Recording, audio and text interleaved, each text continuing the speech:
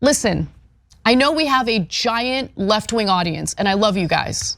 Please don't give in to some knee-jerk reaction to provide cover for these people. These are not people you need to provide cover for. These are people who are in the country claiming asylum. They don't have a right to be here.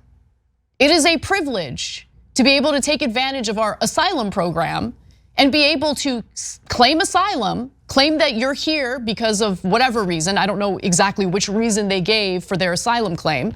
And you get to have your case adjudicated in front of a judge. But if you're causing all sorts of chaos, and if you're assaulting police officers, like the idea that we're not even having a conversation about immediately deporting them is ridiculous. But then not only that, they get arrested and immediately released without bail because of bail reform in New York. That's insane, right? Am I crazy? I don't know. I feel like I've lost my mind at this point. I feel like I'm gonna get like an onslaught of ridiculous harassment because I think people seeking asylum and taking up finite resources that could be given to another asylum seeker who isn't causing problems is ridiculous.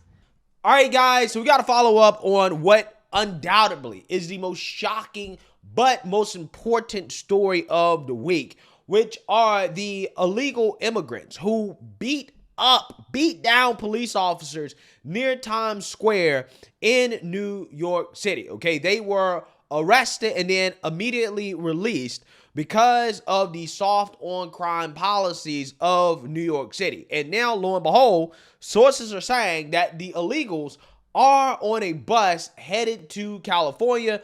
Maybe they're going to Mexico to deport themselves, right, to leave the country, because there are a lot of people that are pissed off with what happened in New York City, and they're demanding that these illegal immigrants be deported immediately, which would have happened had, New York City had some common sense. If they weren't a sanctuary city, if they didn't have woke revolutionaries running the place, they would have been deported or retained and deported immediately. But that's not what they did, right? So they let them go.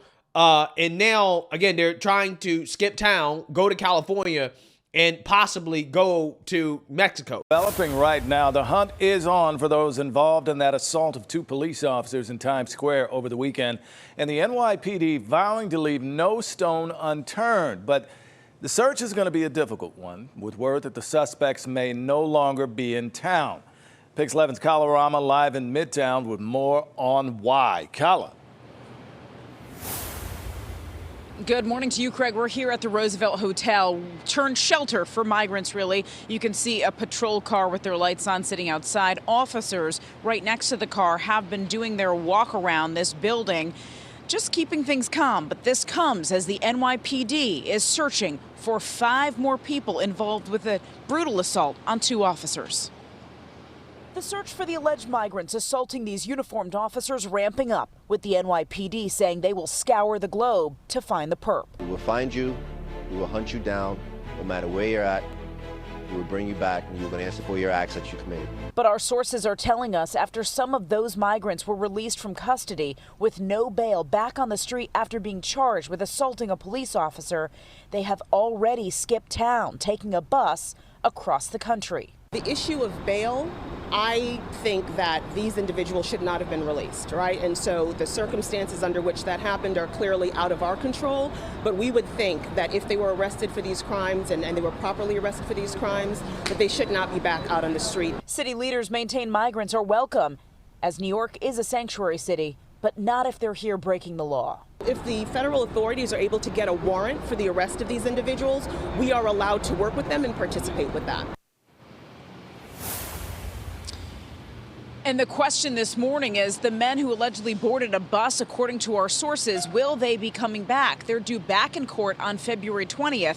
And if they don't show up, a bench warrant will be issued for their arrest.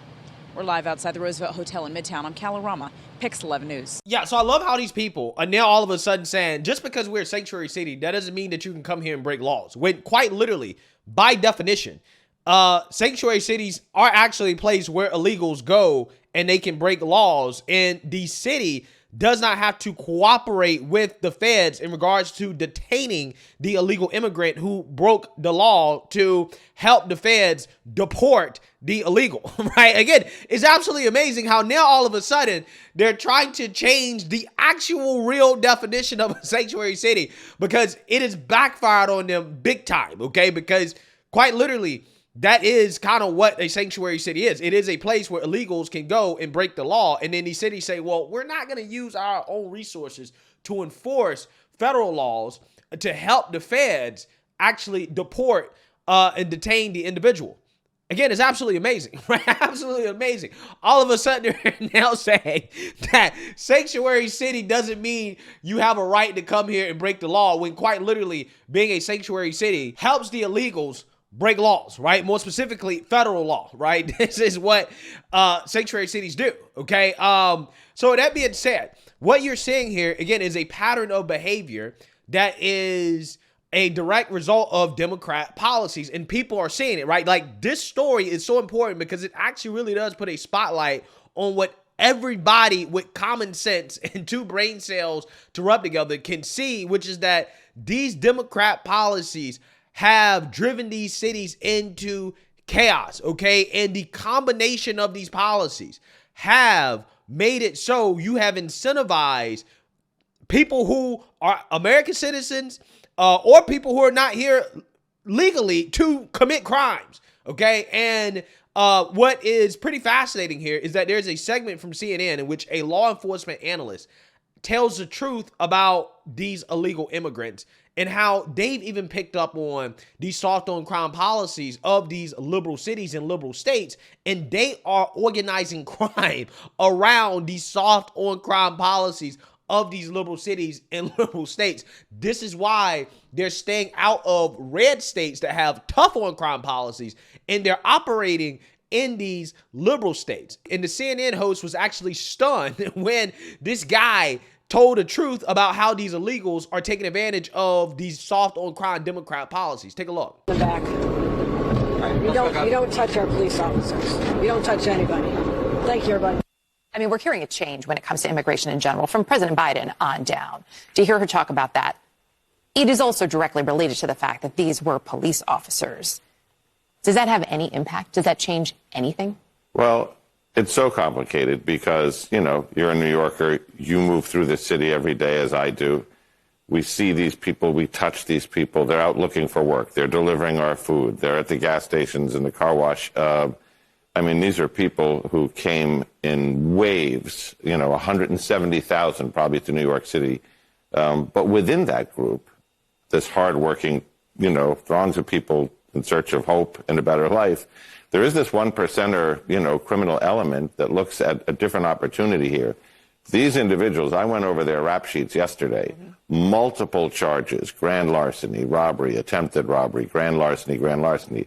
This particular crew operated on mopeds and scooters. They were doing organized retail theft. They were doing snatches on the street, iPhones, iPads, clothing, so on and so forth.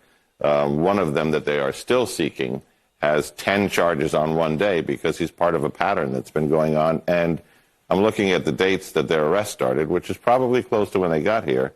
They've only been here a couple of months. So what the detectives are telling me is they have crews here that operate in New York, do all their stealing, then go to Florida to spend the money and then come back. And I'm like, well, why don't they just stay and steal in Florida? And they said, because there you go to jail. Oh. Wow. Great report. Keep us posted on this. Wow, stunned silent, right? Stunned silent. Because it's the truth, right? It's the truth about these Democrat cities, these Democrat states, and their policies versus these red states like Florida, okay? So I want you guys to understand, this guy just said out loud on CNN that, yeah, these illegals, they figured out that, hey, I can steal stuff in New York, go to Florida and spend money. And they probably do that because Florida is cheaper, right? The cost of living in New York is ridiculous. And also in Florida, I guess, ellos probablemente tengan amigos que hablen español con ellos.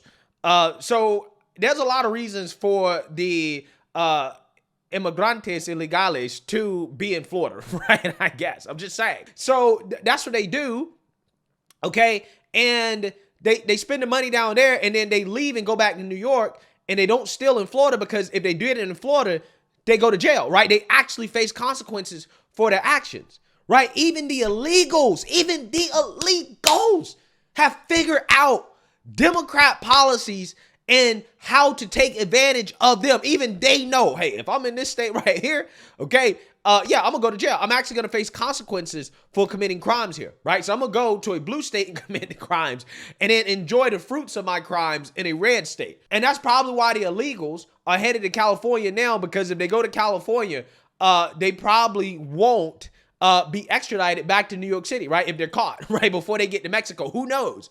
Okay, but again, the Democrat policies are so soft when it comes to crime that even the illegals know how to take advantage of it, right? Even they know that, well, if I get caught here, they're not going to punish me for it. And lo and behold, this is what they're doing, right? They're committing these crimes. They get released. They're repeat offenders, and they continue to do it. And it gets progressively worse and worse and worse because they know that they can get away with it, right? Again, same thing happens with criminals that are American citizens. They do the exact same thing, Again, it's amazing. Yesterday, I literally outlined in my first video about this how Democrat policies have led to this, okay? Whether it be Joe Biden being soft on the border, having too much leeway as an executive to determine who can be in the country based off asylum claims that clearly and obviously aren't real claims, okay? Like, come on, these are single military age men, okay? If you are fleeing your country because you're being politically persecuted, come on, bro. Like, I don't think that should apply to single military age men, right? They should do what all single military age men have had to do throughout history when it comes to, you know, hey, there are problems and issues in your country, right?